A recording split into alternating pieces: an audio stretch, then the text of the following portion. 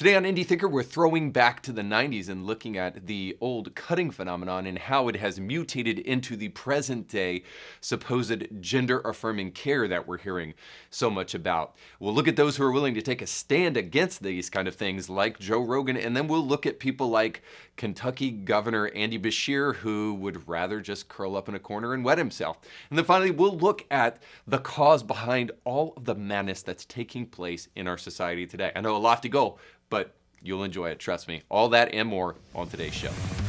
You're about to make the jump from the echo chamber into free and independent thought on the subjects of culture, causes, politics, and faith.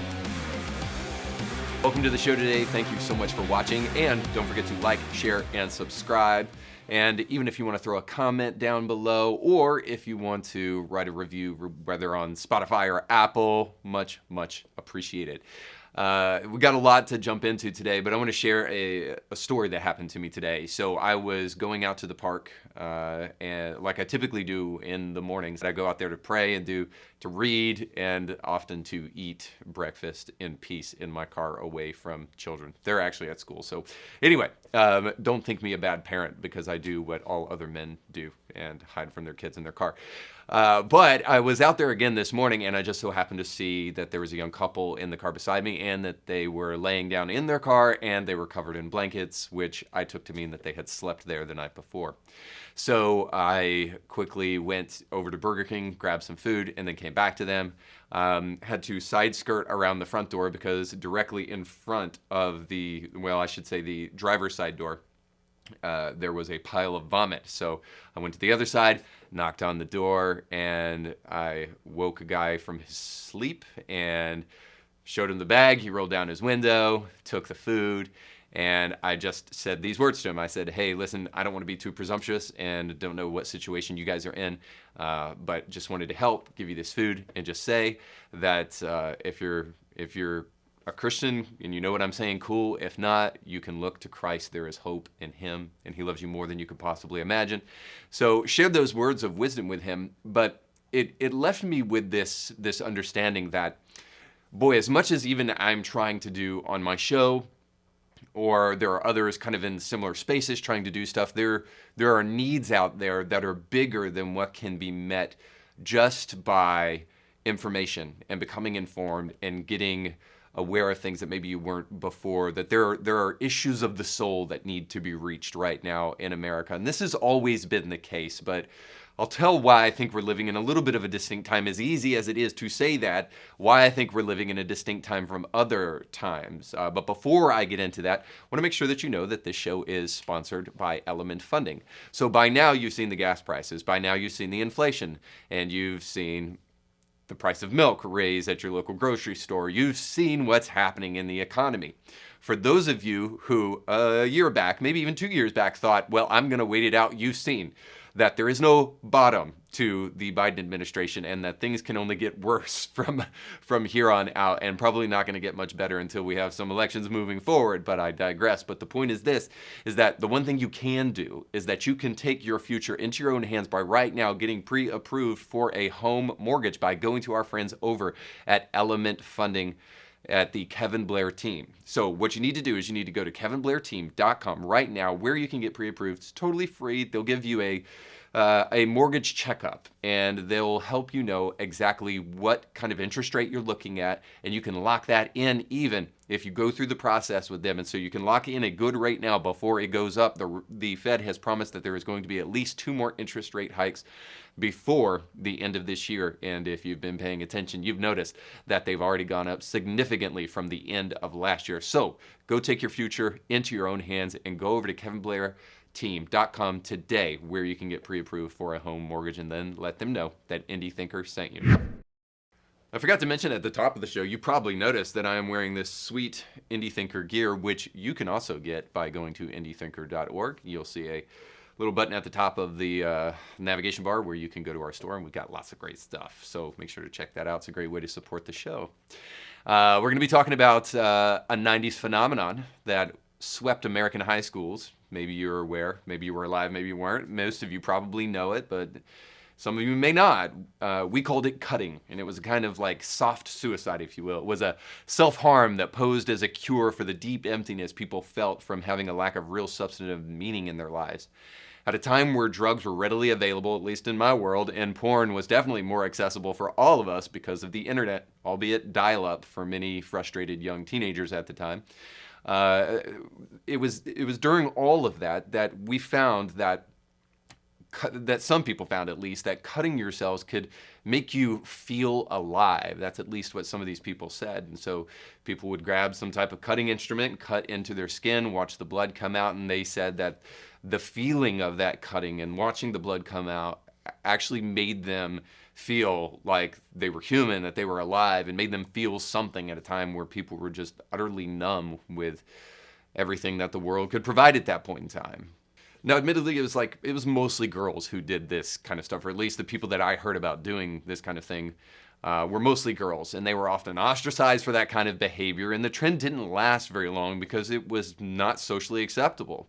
We're living in a different time, however. Now, again, I say that because it's really easy to say, it's more important than ever, but I'm not so sure that that's always true. It sounds like a good thing to say, but it is a little bit different in our present time because we're hearing about gender-affirming care even from the White House, of all places.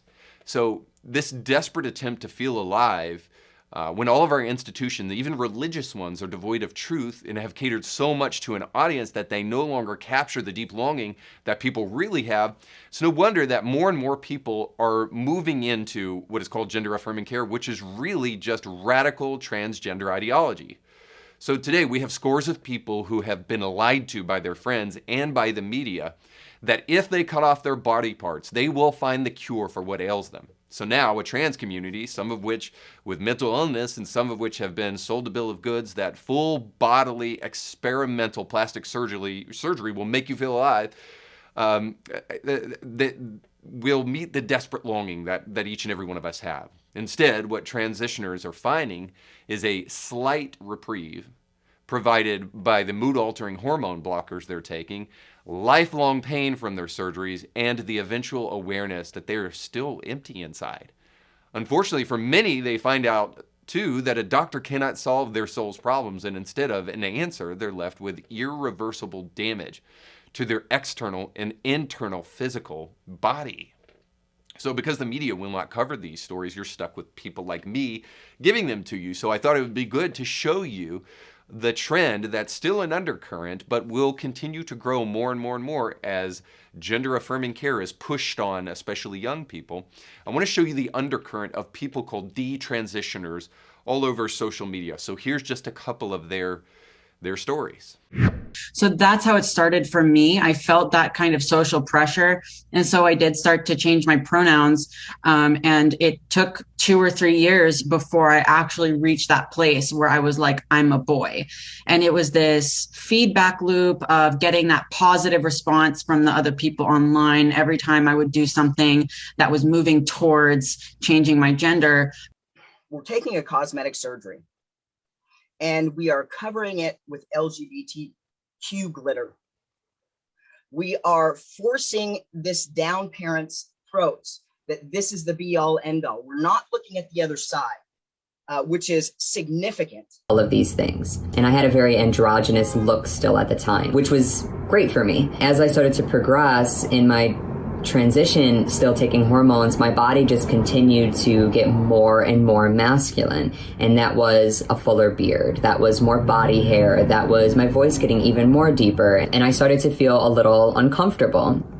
I didn't understand why I felt uncomfortable because I made all of these really amazing decisions and I felt really good in all of those decisions. So why am I unhappy? Why? I felt angry that, no one was there to really say any different, and I was allowed to run with this idea that I had, or, almost like a fantasy as a teenager. I was allowed to run with that, and it has affected me in the long run as an adult. So as you can tell by the clips, detransitioners are those who transitioned and then want to go back to their original sex that they were assigned at birth. So as bad as these stories are and as heartbreaking as they can be, the lies perpetuated by the media are being perpetuated not just by the media, but also by the White House. And here's a clip of the White House doing that very thing.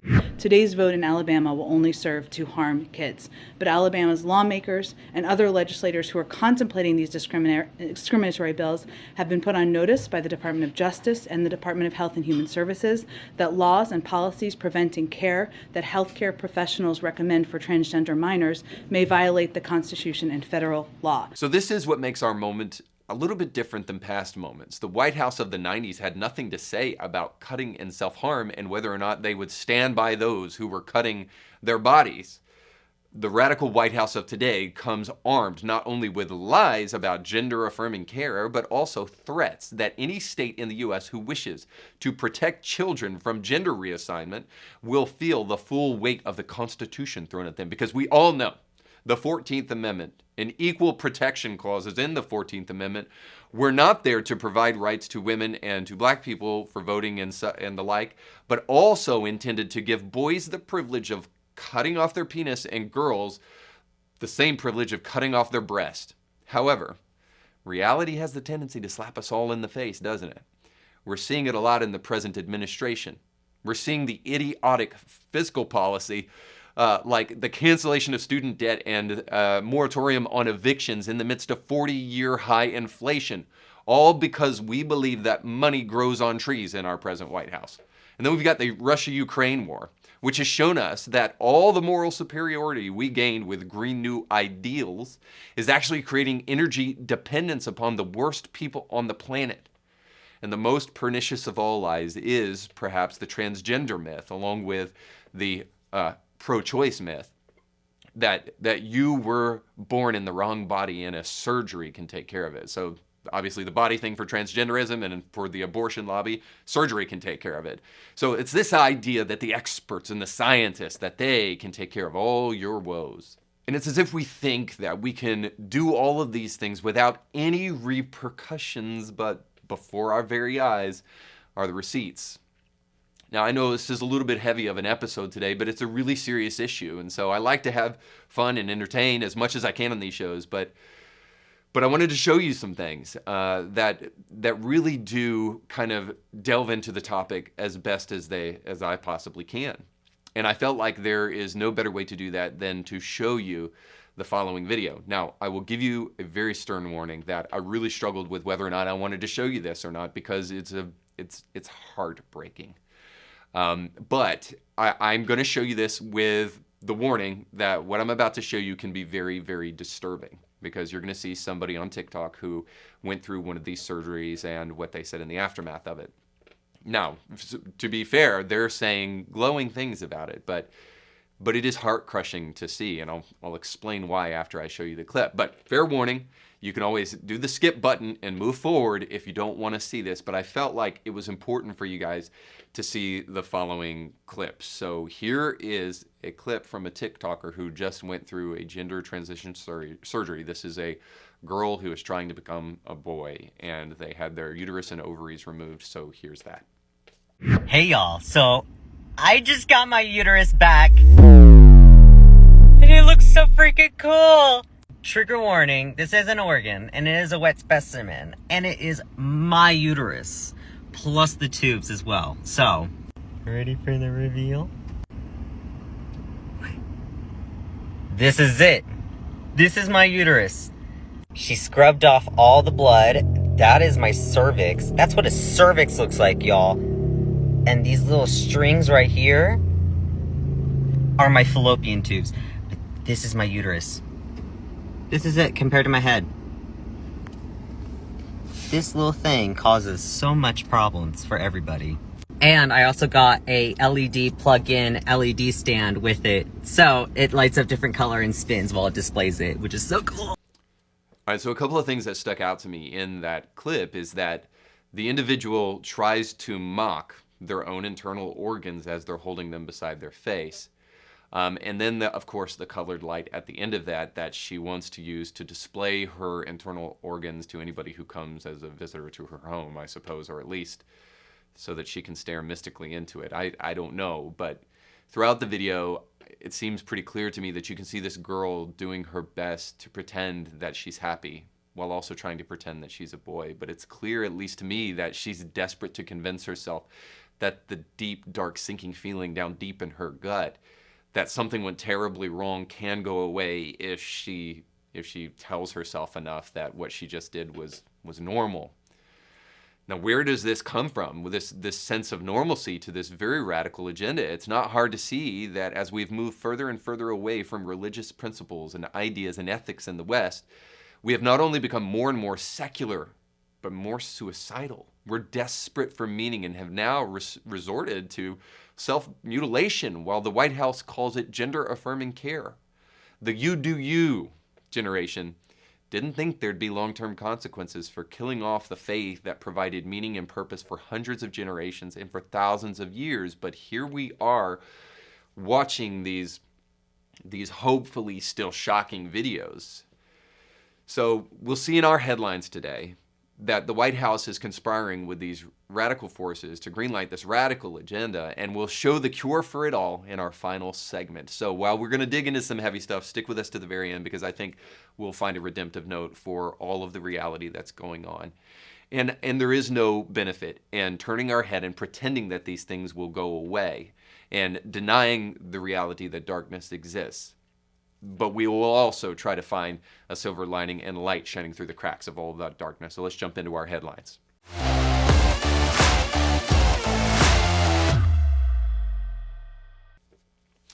So a new PSA is making the rounds, and it asks, want to meet a family with a transgender kid? Now, I happened upon this commercial when I was watching a cartoon with my children. A cartoon with my children now. So there's clearly a direct audience, a direct marketing audience that these PSAs intend to try to target here. And as soon as I saw this come on, I immediately turned the TV off and went to something else. So, and by the way, the cartoon had nothing to do with any of this stuff. It was just a kid's cartoon. But anyway, at a time where we won't even let minors drive until 16 and drink until 21 and vote until they're 18, 14-year-olds and 8-year-olds can cut off their penis because they've been born in the wrong body. And of course, parents can create PSAs and encourage children to do that. It's incredibly barbaric, but I don't want to be ad hominem. So let's put the story to the test. The mother in this article makes some claims. So let's look at the article and let's see what she says. So when Amber Biggle, the mother of a 14-year-old transgender son named Max, learned that her state of Texas declared gender-affirming care, medical care for trans youth, to be child abuse, the possible real-world repercussions were almost too much to bear. Oh, the insanity of not being able to cut off your breasts. And then, quote, she says this, the way we debate and legislate trans lives out of existence can absolutely cause depression and suicidality, Briggle tells Yahoo Life. And then, quote, a common misconception, she adds, is that kids are delusional and that we are, as parents, are not helping our kids because they really need psychiatric care instead of affirmation. Nothing could be further from the truth, end quote. So the bill, of course, here in question was signed by Texas Governor Abbott and is being looked at by places like Alabama, and is intended to protect kids from what the White House calls gender-affirming care. But if we silence the noise and look at the facts, we can see that this is merely a lie intended to deceive people. Whole body plastic surgery, which is what we're talking about here, is actually not safe and continues to be the subject of caution by any doctor worth his degree because it's experimental. So let's put our compassionate mother's story to the test. Let's look at the actual evidence to her claim that this causes suicide and this that parents should affirm rather than to seek care for their kids. So this is from the NIH, the National Institute for Health, and their National Library of Medicine. It says, quote, however, the suicide risk in transgender people is higher than in the general population and seems to occur during every stage of transitioning. Now there's a key, every stage of transitioning. It is important to have specific attention for suicide risk in the counseling of this population and in providing suicide prevention programs. So throughout every stage of transitioning, every stage, suicide risk does not go down for transitioning kids. Now, that's from the NIH. So if that wasn't enough, I wanted to also go one step further and try to provide a counterfactual here. And this is according to NBC. And it says, quote, gender-affirming surgery significantly improves quality of life, a study says. Approximately 75% of transgender women showed an improved quality of life after surgery, a study out of Germany found. Now, that's the end of the headline there. So a couple of things to help you sort through this madness that I think needs noting about this contrary study. 75% said that they improved in their quality of life after this. So just a little pushback here. How do you objectively gauge quality of life? The point is there is no way to objectively gauge quality of life. They don't provide the questions that were sent to people who went through these transition surgeries in this article, so we'll never know. But regardless, how do you really gauge quality of life? Not only is this a pretty dishonest way to judge whether experimental whole body plastic surgery, which I won't get tired of saying because we need to call it what it is, whether that actually helps, there is an added incentive for these people to actually lie. And it's this: people who have been radicalized enough to go through these surgeries are hardly going to come out of these things and say, you know what, this was the worst decision I've ever made in my life. Not to mention the people who have been radicalized are more likely to answer the questionnaire than those who went through a bad situation or circumstance, because they know the social repercussions of speaking out against these surgeries.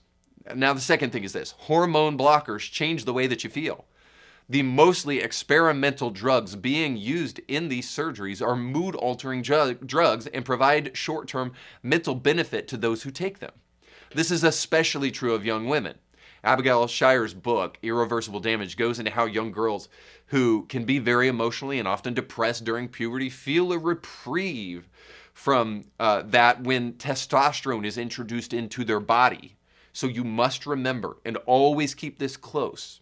This is important to note, that those who are suffering from gender dysphoria who have fallen for the transgenderism radical agenda are genuinely rewarded for their surgeries. They are very often rewarded with short-term benefits and long-term pain. So to deny any real positive outcome from these things would be to miss some of what is happening here. So we need to acknowledge the fact that there is some positive reinforcement to these surgeries. So there's some real mental and emotional benefits to doing these things. So we can't deny that, but it's all self-imposed and drug-induced. So we need to acknowledge that there are some positive outcomes, but perhaps the biggest positive outcome, and I already kind of mentioned it before, but the biggest positive outcome here is obviously social media. So you can easily go from posts that get you like 12 likes to thousands in a day when you reveal that you went through transition surgery. And as we all know, the behaviors rewarded are the ones that are repeated. So the real question is not, did they gain some temporary benefit? The real question is, 15 and even 20 years down the road, how you doing? So when states like Alabama and Texas rise up to defend children from the predations of these transitional surgeries, we need to applaud as much as possible those willing to fight off the onslaught of liars in the White House and in the media. That's why I'm inspired by people like Rogan who tell the truth even when they come from a pretty different ideological perspective.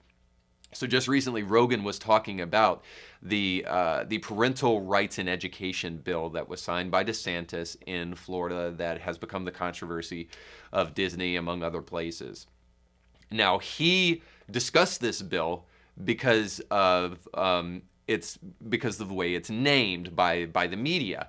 And so, of course, people were coming out against Rogan and saying that he is, quote, coming against the Don't Say Gay bill, end quote. When actually Joe was really just criticizing the mislabeling of this bill. And here's a little bit of him doing that. Someone the other day, and she was like, I would be down with Republicans if they would just drop all the gay shit. She was like, all that gay stuff, like, leave those gay people alone. Like, it's one of the dumbest aspects of hardcore conservatives that they deny gay rights. And I think you're probably not alone. I think there's probably a lot of people that feel that way. There's a lot of people that are in the center on whether it's from left-wing issues or right-wing issues, with left-wing issues. Maybe it's trans women in sports, or maybe it's gender confirmation. It's like this "don't say gay" thing in Florida. When I heard that, I was like, "What?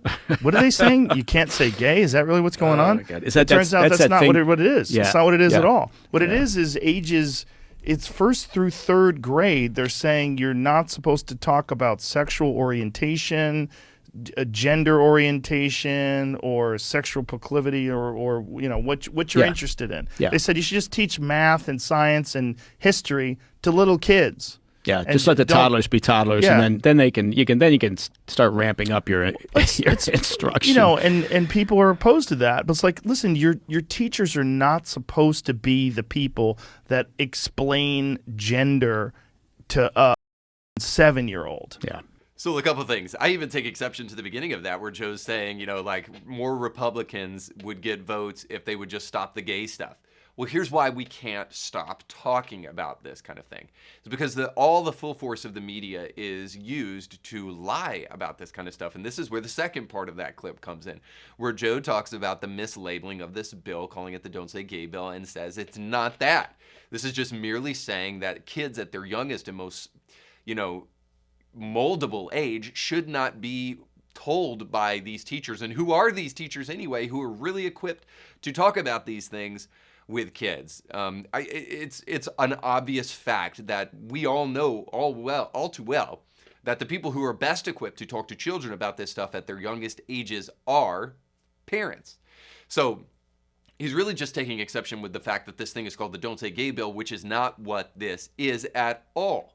So you've heard me say it a million times, and probably heard other people say it that are honest in this kind of same space, to tell you that the bill doesn't even say the word gay, so it's a little hard for it to be a Don't Say Gay bill. In fact, you could easily, as easily as you want to mislabel it the Don't Say Gay bill, you could easily mislabel it the Don't Say Straight bill, because actually it doesn't differentiate between those two orientations. It merely says that for K through third grade, that you are not able to develop curriculum or to speak in class and teach about gender identity and sexual orientation. That's it. That's the bill. Now, I won't harp on this because we all know this, but the whole point is this, is that Joe is waking up to the reality that Republicans need to speak on these things, not because they have an issue with being gay overtly as much as they have an issue with lying. And lying unopposed is essentially permission to continue to perpetuate the lie. This is the big problem here. This is why calling the radical bodily mutilation of people gender-affirming care is an issue.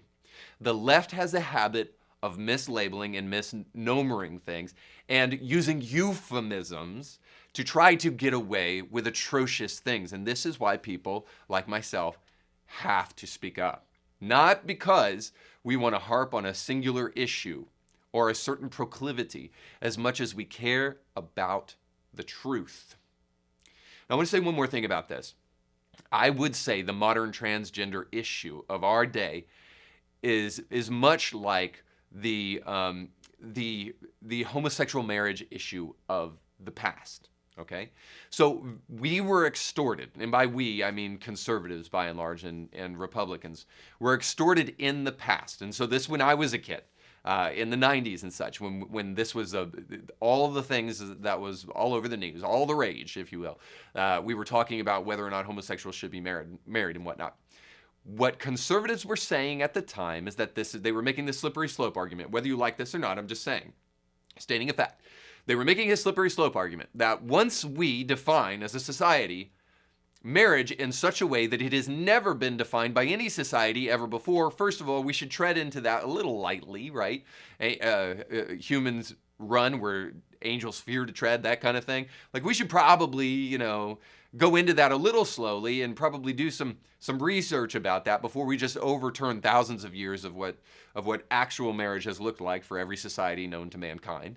But then the other thing is this, is that it's a slippery slope that will open the door to many other things, aberrant lifestyles. And at the end of the day, it's not really taking away from people and doesn't really harm them. And the only reason that The state even has a lot in the kind of institutionalized marriage of marriage certificates and that kind of thing, is because a long time ago, the state decided that it was in the best interest of the state to promote healthy children who can perpetuate and move the society further. So they got behind creating some incentives for marriage and for children to be raised out of that marriage. So here's the point, is that while there may be a little bit overwroughtness with talking about the fact that marriage is an institution to reproduce children, because it is more than that. But, however, it is also that. And so a marriage that doesn't reproduce and doesn't create healthy children doesn't create the same incentive for the state as the other would. And so the point is that a heterosexual marriage creates an incentive for the state because it creates and reproduces children that also have been statistically, between a mom and a dad in a home, in a nuclear family, has statistically been proven to create the most well-rounded kids that can help support and produce a healthy society in the future. So hopefully that's clear enough, clear as mud, right? To be able to at least just say this, that the reason that we were in the marriage game as a society in the first place is because of the reproduction of children. So if you create a marriage that doesn't reproduce children, sure, okay, you can do what you want to in your own home behind closed doors, as long as it's not hurting anybody and it's not against the law. But in terms of the state and the government being in the business of institutionalizing a institution like marriage, the reason they do that is because there is an incentive to the state. Okay, so conservatives said that's what this is for in the first place. So I'm not sure that, it makes sense to do this other thing, just to make it legal for homosexual marriage to come into vogue, because we have this sinking suspicion that actually what this is just validating a lifestyle rather than actually providing true incentives for the people who are doing it. And so regardless of what you think about that argument, the argument seems to have stuck, at least in this way, that argument has evolved over time, and now we're presently here in 2022, and we're looking at the state of marriage and the state of sex and the state of our understanding of what identity looks like, and it has gone madness by any objective standard. And so it sure seems that when I was a young kid and didn't have a dog in the fight, or at least was too young to even pay attention to this stuff, that fight back then is kind of the modern day fight that we're having right now. And we're having the same question as to where do we draw the line in the sand? Because that's really what we're talking about at the end of the day. Where do we really want to set the confines of reality in a society? So this is not really about being gay. So I think Joe is wrong here. And I think anybody that says that is being wrong. This is about understanding the confines of reality and understanding why we do things in America and why things become laws in the first place. So without going into a very overblown, boring conversation about that stuff, the least I can say is this, is that we desperately need to understand for ourselves where we're going to draw a line in the sand and where we say this is a bridge too far. And if we're not seeing it now, then when do we? I think it's clear, based upon the facts that I already gave you from the NIH, that we're seeing a line too far in terms of this transitional surgery, gender-affirming care, being an actual viable option for people moving forward. So at the end of the day, when we stand up and we speak about these issues, it is more about the truth and the importance of the truth as a society, how it is fundamental to a society. And if we start lying to ourselves as coarse, then we'll reap the repercussions for it. And I think we're seeing that right now with this supposed gender-affirming care. So I think he's wrong on the first thing, but he's obviously right on the second thing. Rogan is that the media is such liars. And so the first thing sows into the second thing. Because we care about the truth, we must speak up against gender-affirming care, and we must speak up for what marriage actually is and what it actually does for a society. And we must do so without fear of reprisal or being called a bigot or anything like that. We just need to be informed about these things and speak about them openly. And in the process, in standing for the truth, we can find that there are people like Joe Rogan who actually appreciate the truth, who don't even come from our ideological perspective. I know people on the left think that that's foolish because obviously Joe Rogan's a conservative. No, in almost every single way you can think of, Joe is probably more libertarian than anything, but he's pretty much an old school liberal. But he sees the truth and he respects the truth. Nobody respects a liar, and nobody respects a coward, which we'll show you in our very next headline. So while people like Joe Rogan show a backbone, people like Governor of Kentucky Andy Beshear shows us what true cowardice looks like. So according to NPR, Kentucky Governor halts bill that would ban transgender students from women's sports. So Andy Beshear recently had the opportunity to sign a bill called the Fairness in Women's Sports Act. Okay, so that's what the bill is called. So it's a bill to, much like the name suggests, a bill to ensure that the rights of young girls in sports are intact, that they can play girls' sports with other girls, not boys masquerading as girls. So he said he vetoed the bill because he felt like it would be overturned later. So in the meantime, he missed an opportunity to show he has any moral fortitude and missed an opportunity to show that he can actually lead his state. So let me give you a couple of points about this kind of just like cowardly move and what we can learn from it. So the first thing is this, is we've been so conserved with preserving the past in the conservative movement that we've forgotten to build the future. The left has done this, and now they control major institutions, and they use places like Disney to cram their agendas down people's throats. So we need to get in the business of building the future by taking strong actions for the future, or else we will reap the repercussions of it in the long run. So the second thing is this, is that we've been so concerned with popularity that we haven't realized courage makes one useful, not popularity. And conservatives especially have missed the benefit of courage. By being courageous, you show that what many crave can be had, but very few people possess it. And so when you are courageous, people wonder. So when being courageous, you will become popular because people will pay attention. That's why no one cares about Andy Beshear and everyone is singing the praises of DeSantis. Sure, Beshear gets his name off the news for a little bit and doesn't get named on CNN, but he loses an opportunity to do what people are craving him to do, to actually stand up for their interests.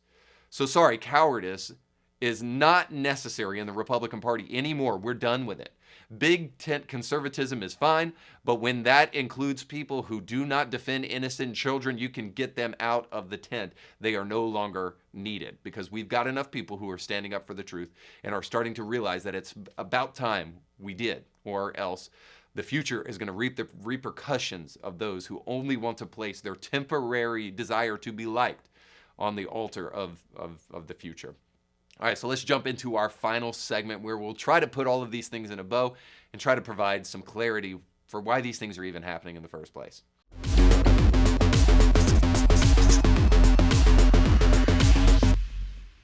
So typically in Christianity, not today, we say, not today, fool, that ain't Christianity. But we're going to talk about something that I really do believe has a place in Christianity today that Christians need to be a little bit more vocal about and needs to speak more commonly about.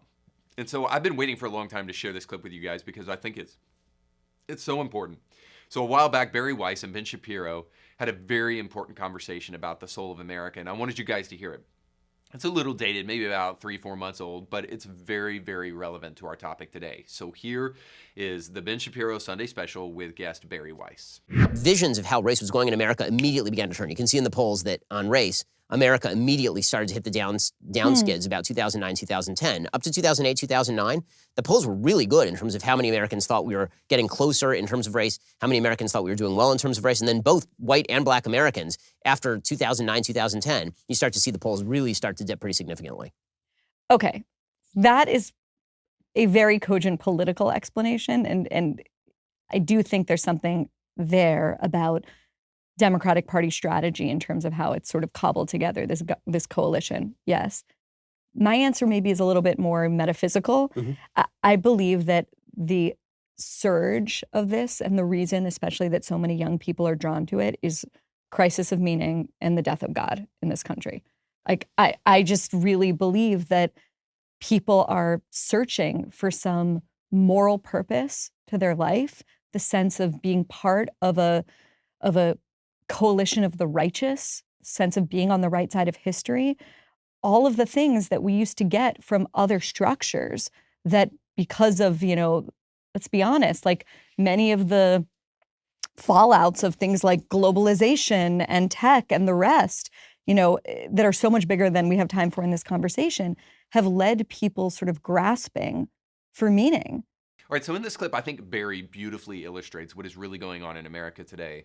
She says the death of God has created an existential crisis that cannot be cured outside of faith and community. And for the record, just want to be clear, Bari is Jewish. She's a Jewish woman, and she's a lesbian. In almost every way, very much like I said with Joe Rogan, an old school liberal. But she also happens to have a point in her assessment. So the couple I mentioned in the opening segment were suffering from something much bigger than politics and something much bigger than media can solve.